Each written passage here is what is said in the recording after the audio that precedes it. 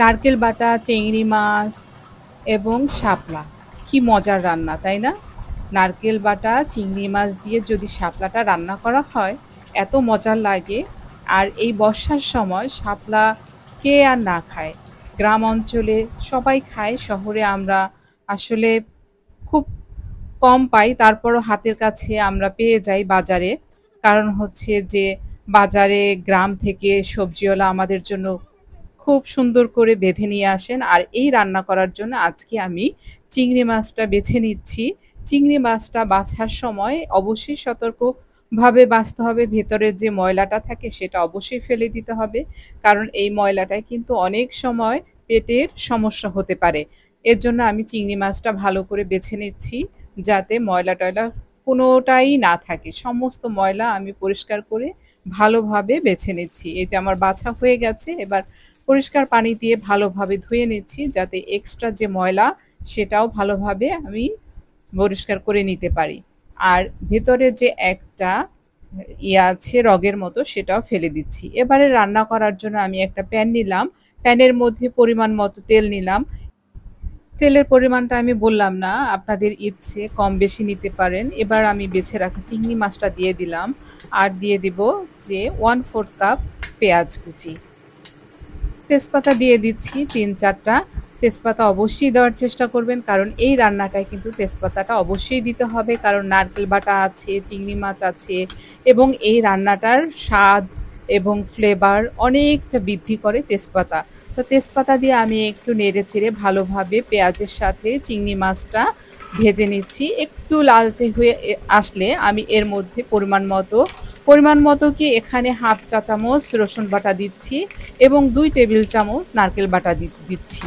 নারকেল বাটাটা হচ্ছে 2 টেবিল চামচ কেন দিচ্ছি? এখানে আমার 2 আঁটি শাপলা রয়েছে। 1 আঁটি হলে 1 চা চামচ। কোনো কিছুই আসলে বেশি ভালো লাগে না, খেতেও ভালো লাগে না এবং যে রান্নাটা করবেন তার কিন্তু স্বাদ নষ্ট করে ফেলে। তাই আমি এখানে দিচ্ছি 1 চা চামচ হলুদ গুঁড়া, আর হচ্ছে পরিমাণ মতো বা যে স্পাইসি যেমন খেতে চান সেই অনুযায়ী মরিচের গুঁড়া দিতে পারেন। আর 1/2 চা চামচ দিয়ে দিলাম হচ্ছে জিরা গুঁড়া। সামান্য পানি দিয়ে নেড়েচেড়ে ভালোভাবে মশলাটার সাথে চিংড়ি মাছ, পেঁয়াজ ভালোভাবে ভুনে নিচ্ছি। আর দিয়ে দিচ্ছি পরিমাণ মতো লবণ। লবণটা কিন্তু বেশি দিব না, কারণ এর আগেই আমি শাপলাটা লবণ দিয়ে মেখে ভালোভাবে ধুয়ে নিয়েছিলাম। কারণ শাপলার মধ্যে একটা কষ থাকে, যে কষটাই হচ্ছে স্বাদটা নষ্ট করে দেয়। একটা হচ্ছে কি বলবো, এটা আয়রনের মতো একটা কষ থাকে, সেই কষটা ফেলে দিয়ে ভালোভাবে আমি ধুয়ে নিয়েছি। আসলে এটা আমি ভিডিও করিনি, আমি বলে দিলাম যাতে আপনারা লবণ দিয়ে রান্নার আগে ভালোভাবে শাপলাটা মেখে 10 মিনিট রেখে তারপরে ধুয়ে ভালোভাবে তারপর রান্না করতে পারেন। আর এবারে আমি শাপলাটা দিয়ে ভালোভাবে নেড়ে চেড়ে মশলার সাথে মেখে দিচ্ছি, যাতে সমস্ত শাপলার গায়ে মশলাটা মেখে যায় এবং উল্টিয়ে পাল্টিয়ে আমি নেড়ে চেড়ে দিচ্ছি।